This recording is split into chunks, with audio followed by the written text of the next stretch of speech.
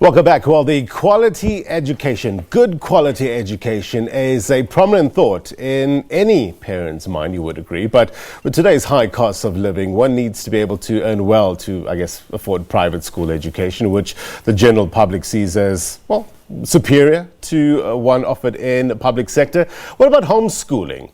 This is a growing trend in South Africa, and an increasing number of parents are resorting to homeschooling their children. Well, for more, let's find out about homeschooling and what's this all about. How can you get into it? We're joined by a number of guests. Let me just introduce them to you. Karen van Oostrom is the CEO of Pestalozzi Trust.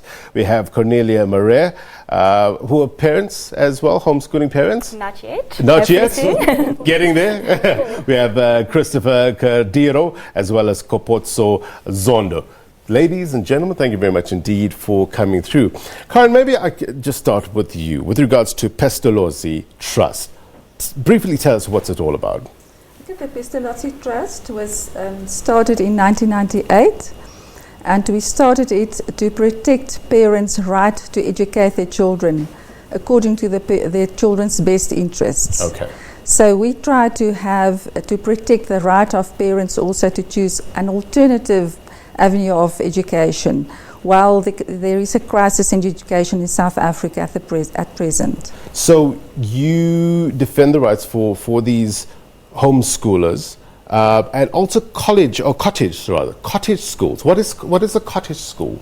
A cottage school is a small independent school, but many of them start when these children are sort of thrown out by the system. So they end up on the street. So instead of just leaving them at home, right, as a teacher, ex-teacher, or someone just starts a small cottage school, sometimes at a home or at another premises. Yeah. Cornelia, tell us about your involvement in homeschooling.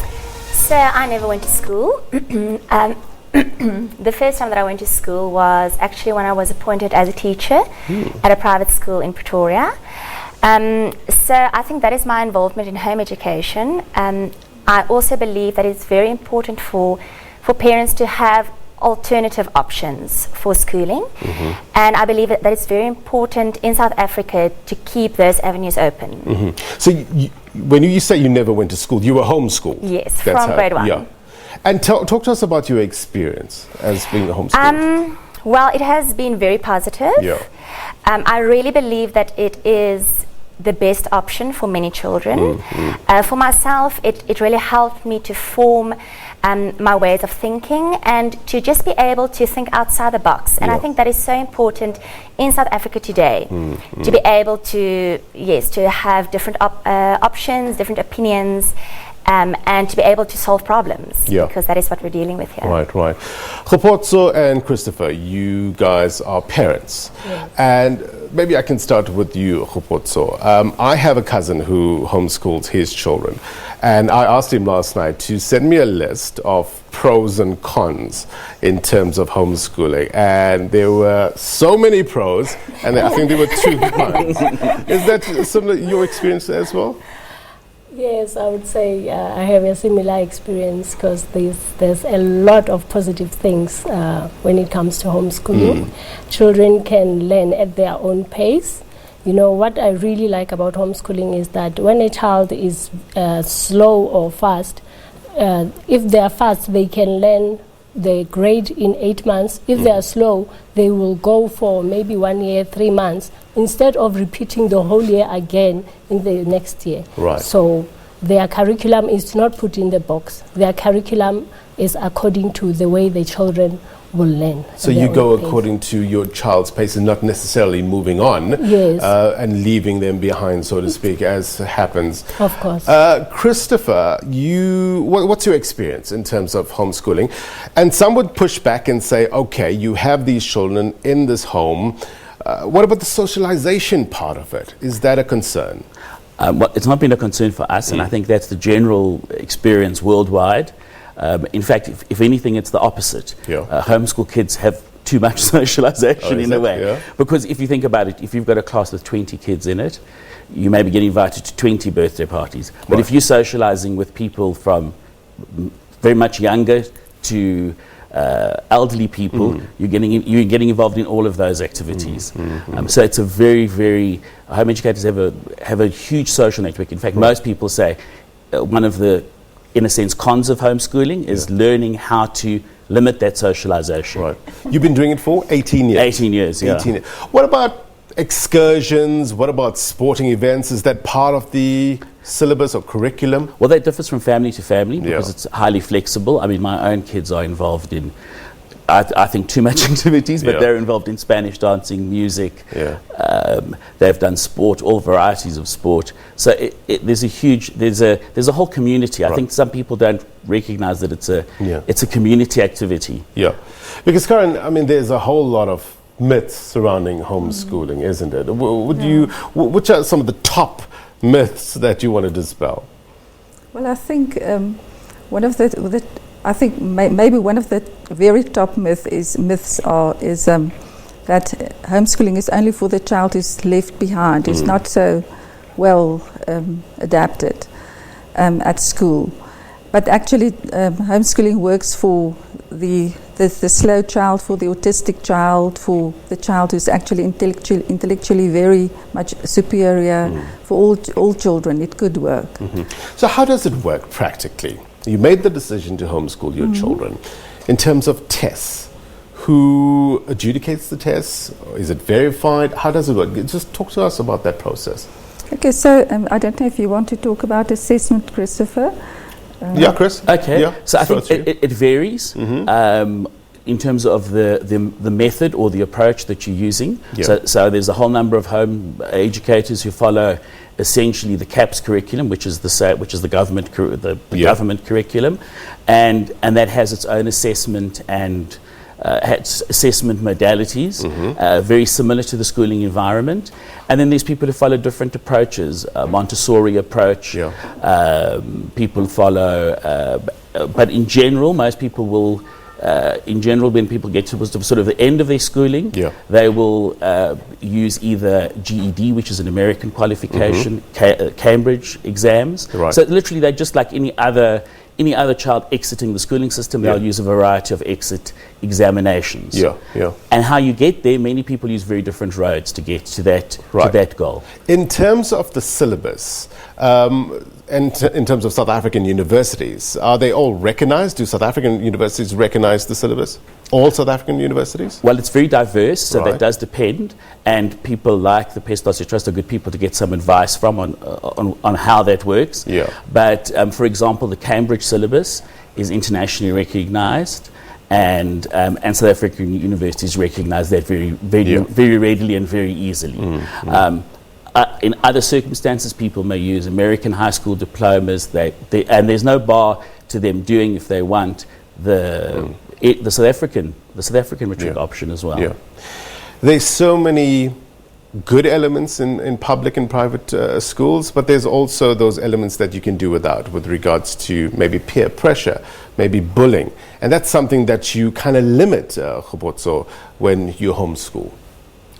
Of course, my 12 years old child, he went to preschool when he was younger, and he was one of the kids that was bullied. And every time I talk to him about going to school, he really doesn't want to go back there. He always thinks of the bullying that was happening when he was just in preschool.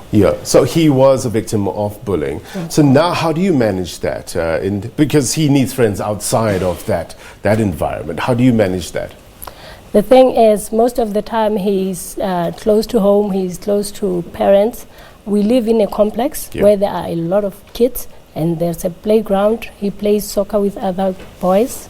He does karate, he does modeling gymnastics, he does a lot of things. So, most of the time, if bullying happens, he doesn't have to go to a teacher or a school system. He comes straight to me, and I, as a parent, go there and sort it out there and there. Cornelia, you, I guess, a good example of the success of homeschooling. But if I tell you that homeschooling is not for everyone, would you agree to that? Yes, I would definitely agree. I definitely think there are instances where families are just not suited to homeschooling. But I think it is suitable for more families and more children than what people think. Like we heard earlier, it's not just for either the children who are left behind or who are very advanced, but it can actually work for more kids than what we think. Current homeschooling falls under the Department of Basic Education, correct? That's right. What about support from outside of that sphere? Do you get enough support for homeschooling?